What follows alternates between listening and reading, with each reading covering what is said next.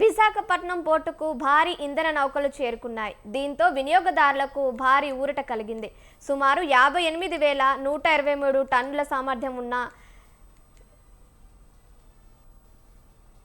Iran, Iraq, America మధ్య జరుగుతున్న యుద్ధ వాతావరణ నేపథ్యంలో ఏదైతే ఎర్ర సముద్రం సైతం జల సముద్రం మొత్తం కూడా పూర్తిగా నిలిపివేసిన పరిస్థితుల్లో భారతదేశంతో పాటు ప్రపంచ దేశాలన్నీ కూడా చమురు కోసం విలువెల్లాడుతున్న పరిస్థితి ఉంది. అందుకు సంబంధించి ఎంతో అనిశ్చితి నెలకొనడంతో అయితే భారతదేశం పైన ఎంతో ప్రభావం అయితే ఏర్పడిన పరిస్థితి ఉంది. డీజిల్ కానీ, పెట్రోల్ కానీ, గ్యాస్ కొరత కూడా అత్యధికంగా ఉండడంతో ప్రజలంతా కూడా తీవ్ర ఇబ్బందులు అయితే ఎదుర్కొంటున్నారు.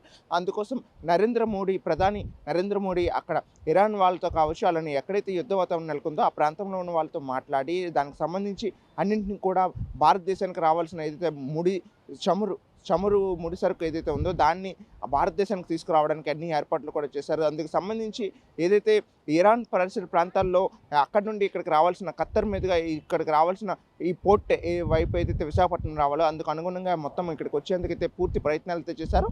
ఆ ప్రయత్నం అయితే సఫలమైందని అయితే చెప్పుకోవచ్చు. అందుకు అనుగుణంగా ప్రధానంగా మనం విజువల్స్లో ఏదైతే మనం చూస్తున్నామో ఆ భారీ నౌకలు సైతం మొత్తం దాదాపు ఈ రోజుకైతే 3 నౌకలు మొన్న లక్షవారం నుండి కూడా చూసుకుంటే 3 నౌకలు మొత్తం కూడా అనిశ్చితి నుండి ఎర్ర సముద్రం గల్ఫ్ ప్రాంతాల్లో ఏదైతే యుద్ధ వాతావరణం వల్ల అయితే షిప్పింగ్ రంగం మొత్తం కూడా ఆందోళన అయితే చెందింది. ఆ ఆందోళనకు ఒకసారిగా బ్రేక్ వేసేందుకైతే పెట్రోలియం శాఖ మొత్తం అంతా కూడా అనిశ్చిత నెలకొనడంతో ఎక్కడికక్కడ భారతదేశం మొత్తం కూడా ఈ పెట్రోల్ సరిగ్గా లేకపోవడంతో తీవ్ర ఇబ్బందులు ఎదుర్కొంటున్నారు. కానీ ప్రధానంగా ఈ నెల 20వ తారీఖు నుండి అయితే విశాఖ నగరంతో పాటు అలానే గుజరాత్ ప్రాంతంలో కూడా తీరం వెంబడి 2 కీలకమైన నౌకలన్నింటిని కూడా ఇక్కడికి తీసుకొచ్చే ప్రయత్నం చేశారు.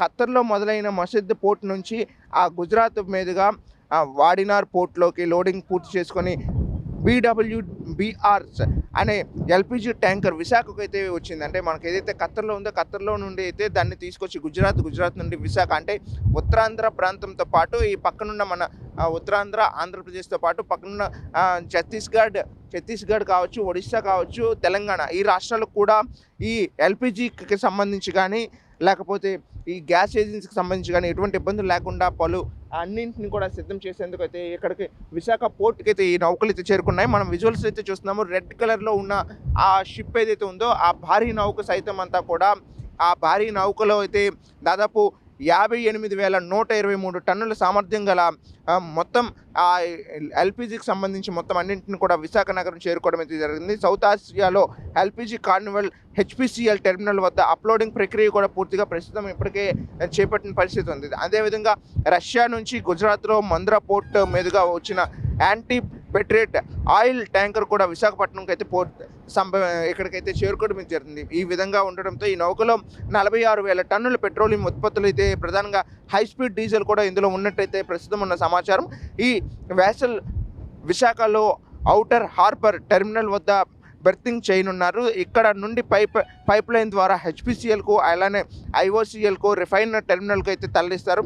అంటే దాదాపు ఏదైతే ఇక్కట్లో ఇబ్బంది పడుతున్నారో దీనికి సంబంధించి పూర్తిగా ఈ వాతావరణ యుద్ధ ప్రభావంతో అయితే ఎంతో ఇబ్బంది ఎదుర్కొంటున్నారు. దానికి సంబంధించి పూర్తిగా ఒక విధంగా అయితే మొత్తం అంతా కూడా తగ్గిందని అయితే చెప్పుకోవచ్చు. దాని ప్రభావంతో విశాఖ పోర్ట్ ఏరియాలో దాదాపు భారీగా అయితే ఈ 3 నౌకలు చేరుకోవడంతో పూర్తిగా ఇక్కడ పరిసర ప్రాంతాలతో పాటు పలు రాష్ట్రాలు సైతం కూడా కాస్త ఊపిరి పీల్చుకున్నాయని అయితే చెప్పొచ్చు.